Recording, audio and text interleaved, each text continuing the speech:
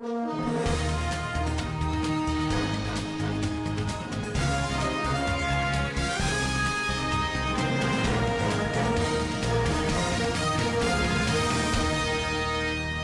and welcome to Standard Voice Television Global News. Today, 7th July 2026. Equivalent Islamic calendar, 21st Muharram, 1448 after the Hijrah of the Noble Prophet.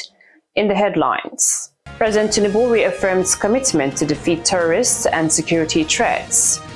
Federal government insists on petrol price reduction after meeting oil marketers. Nigerian army vows to defeat foreign militants at Nigeria's borders. On the international scene, United Nations orders urgent probe in Sudan, warns of looming risk of atrocities. And on sport update, Super Falcons open camp July 15 ahead of 2026 Women's AFCON. Details of these and more will be coming to you in the bulletin. I am Sumaya Mustafa. Stand by.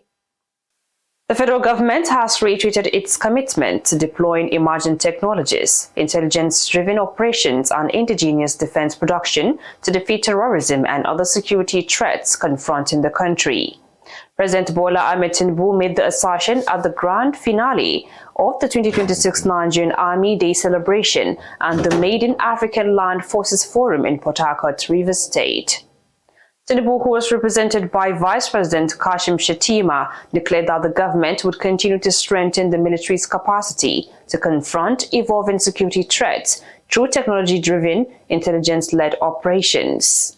He also stressed that the ongoing revitalization of the Defense Industries Corporation of Nigeria, DCON, would strengthen Nigeria's defense manufacturing capacity and reduce dependence on foreign military supplies. On his part, Governor Siminalayi Fubara urged the federal government to sustain efforts to improve welfare and working. Moving on, the Vatican Secretary for Relations with State and International Organizations, Archbishop Paul Richard Gallagher, and the Sultan of Sokoto and President General of the Nigerian Supreme Council for Islamic Affairs, NSCIA, Mohammed Saad Abubakar, have advocated for concerted action against extremism, hate speech, and fake news. The religious leaders made the call during a courtesy visit by Archbishop Gallagher to the Sultan at the National Mosque in Abuja. The Deputy Secretary General of the NSCIA, Salisu Shehu, while speaking on behalf of the Sultan, said the visit underscored the importance of sustained dialogue between the two faiths in addressing growing social and moral challenges. On his part, Gallagher described the discussions as frank and enlightening, saying he was encouraged by the level of agreement between the Vatican and the Sultan on the role of religious leaders in nation building.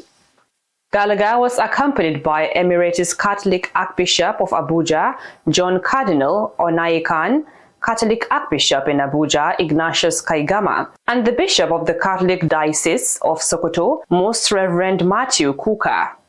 Moving on, the federal government met with major oil marketers and insisted on a reduction in the price of petroleum products to be consistent with crash in prices in the international market. The Nigerian Midstream and Downstream Petroleum Regulatory Authority (NMDPRA) in Abuja convened a meeting to develop measures to reduce the cost of petrol across the country following the decline in global crude oil prices. The president of the Independent Petroleum Marketers Association of Nigeria, IPMAN, Elijah Shettima, assured Nigerians that the price of fuel will decline and called for sustained government support for local refining, noting that the growth of domestic refining capacity remained key to achieving affordable and stable fuel prices.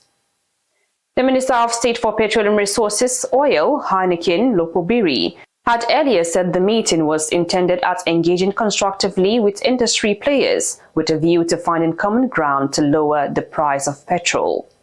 The minister said he never faulted marketers when crude oil prices rose to about $118 per barrel and the prices of petroleum products increased.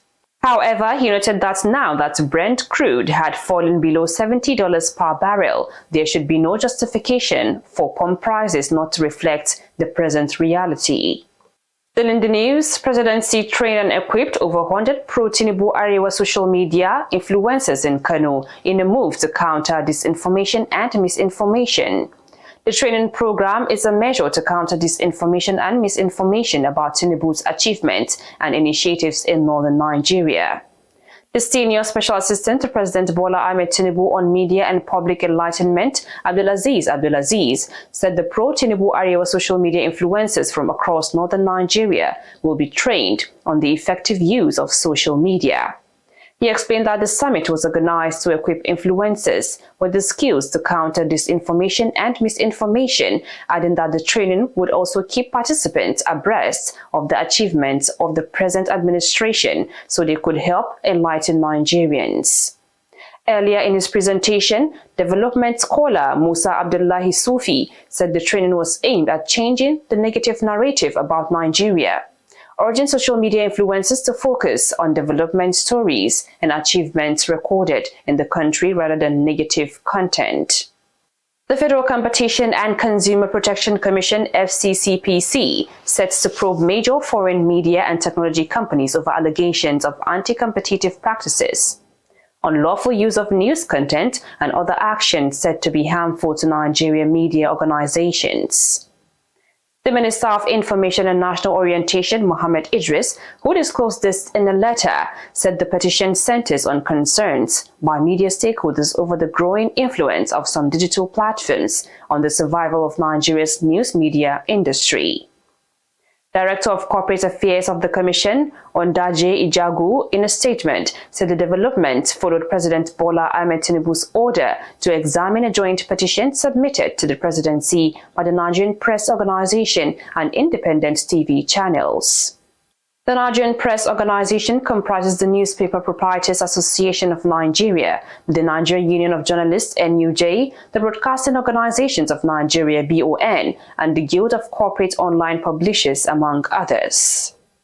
Moving on, the Independent National Electoral Commission (INEC) and the Independent Corrupt Practices and Other Related Offences Commission (ICPC) has trained its staff on promoting integrity and preventing corruption ahead of the 2027 general election. The two-day anti-corruption education and sensitization workshop at INEC headquarters in Abuja brings together electoral officers and anti-corruption experts to strengthen transparency in the electoral process. INEC Chairman Joash Amopiten, who was represented by National Commissioner May Agbamuche Umbu, said the training was coming at a critical time as preparations gradually begin the 2027 elections. The Commission's Director of Voter Education and Publicity, Victoria Eta Messi, in a statement added that Amopiten stressed the importance of integrity in election management, noting that the electoral umpire had a duty to lead conversations that shape national values because elections remain the bedrock of democracy. Also, the ICPC chairman Musa Adamu described corruption as one of the greatest obstacles to development in the 21st century, adding that anti-corruption agencies are also burdened by an increase in petitions and litigation arising from disputed electoral outcomes. The news is coming to you on Standard Voice Television. Still to come in the news. Nigerian Army vows to defeat foreign militants at Nigeria's borders. And on the international scene, United Nations orders urgent probe in Sudan and warns of looming risk of atrocities. And on sport updates, Super Falcons open camp July 15 ahead of 2026 Women's AFCON. Details of these and more will be coming to you after this break. Do stay tuned. Imagine say television, movies, news and entertainment dey your pocket, just like that. Welcome to Free TV app. Now the #1 digital TV app for Nigeria. Free TV app get over 100 live TV channels, breaking news, sports, Nollywood movies, small pikin shows and plenty more inside one app. No decoder wahala, no plenty setup. Just download, open, begin the watch. To get the app, just search Free TV for Google Play Store or Free TV NG for Apple App Store, or scan the QR code for your screen. Registration will take you seconds. You fit use phone number, email, WhatsApp, Google or Apple ID. OTP even dey, so make your account stay safe. For inside the app, the live TV section get over 100 licensed channels with program guide, pause, rewind and catch up. Free TV no be ordinary app. Na digital revolution. Download Free TV today. You are welcome back from that break, and now the news continues. The army has detected the activities of foreign militants around Nigeria's borders and assured Nigerians that the threat would be confronted. The Chief of Army Staff, Lieutenant General Waidi Shuaibu, made the pledge at the grand finale of the Nigerian Army Day Celebration 2026 in Rivers State, with the theme, Protecting the Nation and Serving the People, a way forward for the Nigerian Army. He said there have been attacks by armed militants in neighboring countries, including the recent airport attack in Niger by JNIM, which claimed casualties. The army chief also hinted that there have been efforts by the Islamic State of West Africa Province, ISWAP, to infiltrate and overrun military bases in Nigeria, with the troops rising to the occasion to foil the attacks. Shuaibu assured that the Nigerian army had continued to evolve in response to changing security realities while remaining committed to defending the country's sovereignty and territorial integrity. Still in the news, the controversy surrounding the alleged 1.3 billion naira Presidential Foreign Intervention Promotion Council scandal deepened as the Nigeria Police Force arrested the father of the council's embattled promoter, Adeniyi Adeyemi, amid ongoing investigations into the alleged ghost agency linked to the presidency. Adeyemi, who claims to be the council's Director General, is currently standing trial before the Federal High Court in Abuja on charges of conspiracy, forgery and impersonation, while the federal government listed Chief of Staff to the President, Femi Gbajabiamila, and 10 others as prosecution witnesses in the case.